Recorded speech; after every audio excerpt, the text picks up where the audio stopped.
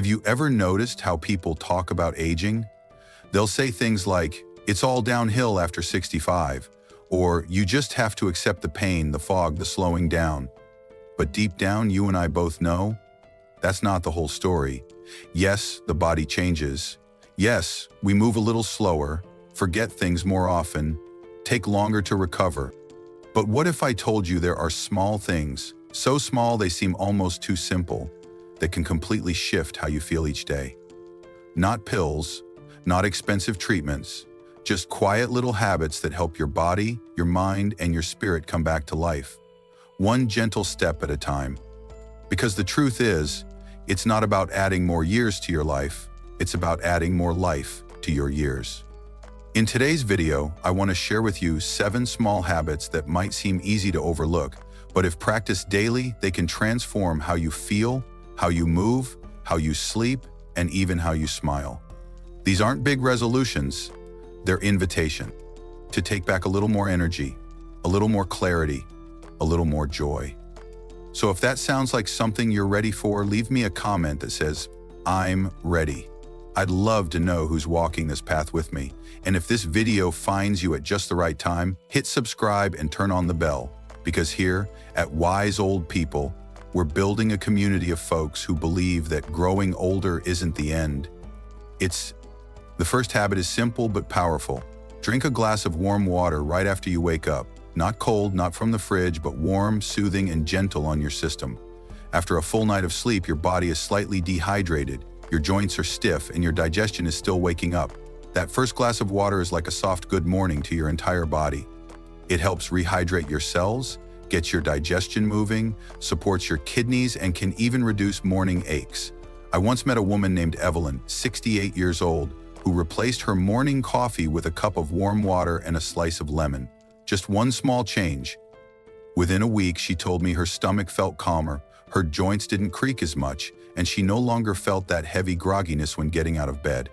Now, I'm not saying you need to give up your coffee if you love it, but try having that warm water first. Make it a ritual. Pour it into your favorite mug, take a slow breath while sipping. Let that moment be about you. Because you're not just drinking water, you're telling your body, "I'm starting today with care," and that message, repeated every morning, begins to shape how the rest of your day feels. So tomorrow, before anything else, try it. One small act of kindness from you to yourself. And if you already do this, tell me in the comments. I'd love to hear how it makes you feel. Or, if you're just starting, type day 1 and let's begin together. Now, once you've given your body that gentle wake up with a glass of warm water, the next small habit is something that may seem too simple to matter, but it does. After each meal, take 5 minutes to sit with your back straight. That's it. No stretching, no breathing exercises, just sit, shoulders relaxed, chest open, spine lifted. Why does it matter? Because posture after eating directly affects your digestion, your breathing, and your back health. Most people, especially as we age, tend to slump after meals. We lean back in soft chairs or curl into the couch, and in doing so, we compress the very organs that are working hardest to process the food we just ate. Sitting upright, even just for 5 minutes, gives your stomach room to work, helps prevent bloating and acid reflux, and keeps your spine aligned. And that small shift helps reduce the long-term risk of back pain, fatigue, and poor circulation. I remember a man named Louis, 71 years old, who used to take antacids daily after lunch. But when he simply started sitting up straight, sometimes on a firm kitchen chair, or even on the edge of his couch, his symptoms almost disappeared. No more tightness in his chest, no more reaching for pills. He told me, "It feels like my body breathes easier when I stop collapsing into myself." And it's true. Posture is more than how you look. It's how your body functions. So, today, after your next meal, instead of rushing to the TV or bed, just pause. Sit up, breathe in, let your food settle while your body realigns itself. It may feel small, but those 5 minutes, done consistently, are one of the best gifts you can give to your digestive system and your spine. If you've ever felt sluggish or bloated after meals, try this and let me know how it goes. Drop a comment below that says 5-minute upright if you're going to try it. And don't forget to subscribe if these tiny habits are starting to spark something in you. Because we've still got more to go, and the next one is my favorite little secret for resetting your entire mood in just minutes. And it starts with a step outside. And now that your body is sitting tall and your digestion is doing its work, it's time to take one more small but powerful step. And I mean that literally. Step outside just for 5 minutes. You don't have to walk far. You don't need fancy shoes or a destination. You just need to step into the morning air. Let the sunlight touch your skin and breathe. As we age, our routines become more centered indoors, and slowly, almost without realizing, we lose our connection to the very element that gives us life: light. Sunlight helps your body produce vitamin D, which strengthens bones, supports the immune system, and even lifts your mood. It helps regulate your sleep cycle, your hormones, your energy, and best of all, it's free. I once met a gentleman named Hank who was 75 and had been feeling low, tired, and disconnected. He didn't want to join a gym or start a strict routine, so his daughter made him a deal. Just 5 minutes outside each morning. That's it. At first he resisted, but one day he stepped outside, just stood on the porch in his slippers, cup of tea in hand, and looked up at the trees. The breeze touched his face, a bird sang in the distance, and something softened. That became his ritual, just 5 minutes a day, and it changed everything. His sleep improved, his appetite came back, his smile returned. The world, it seemed, started to open back up again. So, I want to ask you, when was the last time you stepped outside and really noticed the light, the colors, the breeze? Tomorrow morning, before turning on the TV or picking up your phone, open the door. Step outside. Even if it's just to feel the air and say thank you for a new day. And if you already do this, or if you're going to try it tomorrow, leave a comment below that says, "I stepped into the light." It'll remind others that the simplest things are often the most powerful. And if you haven't yet, subscribe to join our journey, because the next habit is one that touches the heart and rewires your brain in ways most people never realize. Let's talk about gratitude. After stepping into the light and letting the day greet you, there's one more gentle shift that can nourish your heart just as much as sunshine nourishes your body. Each day, take a moment to write down 3 things you're grateful for. That's it. Not 10, not a page, just 3. A warm meal, a phone call from your daughter, the way the sunlight hit the curtains this morning. Gratitude isn't just about being positive, it's about paying attention. And the beautiful thing is, the more you notice, the more there is to notice. Neuroscientists have shown that writing down what you're thankful for rewires your brain to see more of what's good. It lowers stress, it sharpens memory, it lifts mood. And over time, it helps replace anxiety with calm, frustration with perspective. I once knew a woman named Clara, 79 years old. She lost her husband, then her best friend, all in the same year. For a while, her world turned gray. Nothing seemed worth the effort. But a friend gave her a small notebook and said, "Write 3 things down each night. Just try." And she did. At first, it was hard.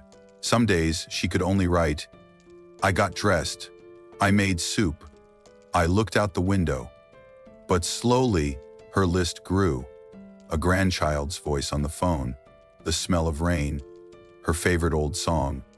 That notebook, that small daily ritual, helped her come back to life, because gratitude brings you home to yourself.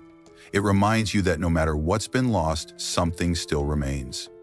So find a little notebook, keep it by your bed or next to your chair. Every day, write down 3 things. You don't have to explain them, just feel them. And if you're doing this already, I'd love to know. Share one thing you're grateful for today in the comments, or just write "still thankful," because that says so much. And if you haven't subscribed yet, now's the time. We're building something beautiful here, and your presence makes it stronger. Now, let's move to something small you can do anytime, anywhere, that strengthens your body without anyone even noticing. It's all in your core. Now let's talk about something you can do quietly, even while brushing your teeth or waiting in line. A small move that builds strength from the inside out. Whenever you're standing or walking, gently tighten your abdominal muscles. Not a full crunch, not a strain, just a light squeeze, like you're pulling your belly button in a little. That's it. This tiny action strengthens your core, the muscles that keep you balanced, support your spine, and help you stay steady on your feet. As we age, the core naturally weakens if we don't use it. And when that happens, our posture suffers, our back begins to ache, and our balance becomes shaky. But here's the beautiful truth. You don't need to go to a gym or lie on the floor to engage your core. You just need to remember it exists. I remember George, 76, who used to stumble a little when stepping off curbs. His daughter showed him this trick: just squeeze your stomach gently when you're walking. He started doing it during his morning strolls. Within weeks, he noticed his back felt stronger.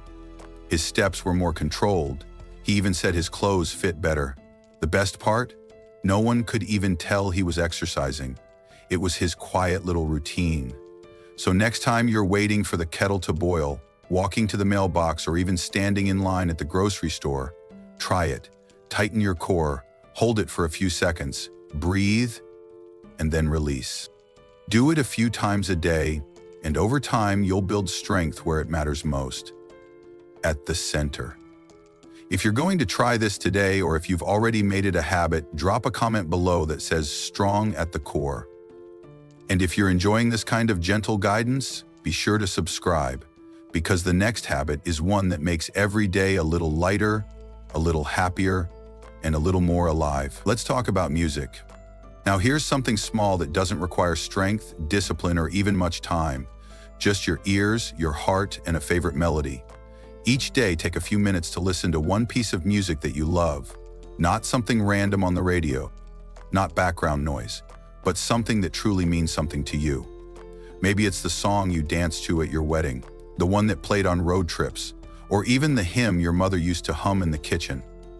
Music is one of the few things that stays with us as we age. It lights up the memory centers of the brain. It lifts mood, reduces stress, and even improves movement and coordination in older adults. And more than that, it reminds us of who we are. I once met a man named Arthur, 80 years old. His memory was fading, and sometimes he forgot names and places. But every morning, his daughter played the same song from the 60s, his favorite old tune. And every time, his eyes lit up. He tapped his foot. He remembered the words. That one song became his anchor. It brought joy, rhythm, and a sense of self. So I ask you, what's your song? The one that lifts your spirit, that brings a smile, even on a cloudy day. Make it a part of your routine. Play it while making tea or before bed. Let it wrap around you like an old friend. And if you're not sure where to start, ask yourself this: what music made you feel most alive in your younger years? That's your gateway. If you already have a favorite song, drop its name in the comments. I'd love to know what moves your heart. Or just write, "I'm still dancing," to let others know you've still got the rhythm in you. And don't forget to subscribe if you haven't yet, because the final habit may be the most important of all. It's not about your body or your brain. It's about your spirit. And it starts with something as simple as laughter. And now we arrive at the final habit, perhaps the most human of them all.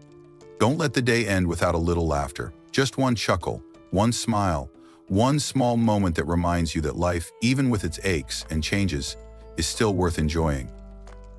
Laughter is more than a reaction, it's medicine. It releases endorphins, relaxes the body, eases tension, improves circulation, and brightens your entire outlook.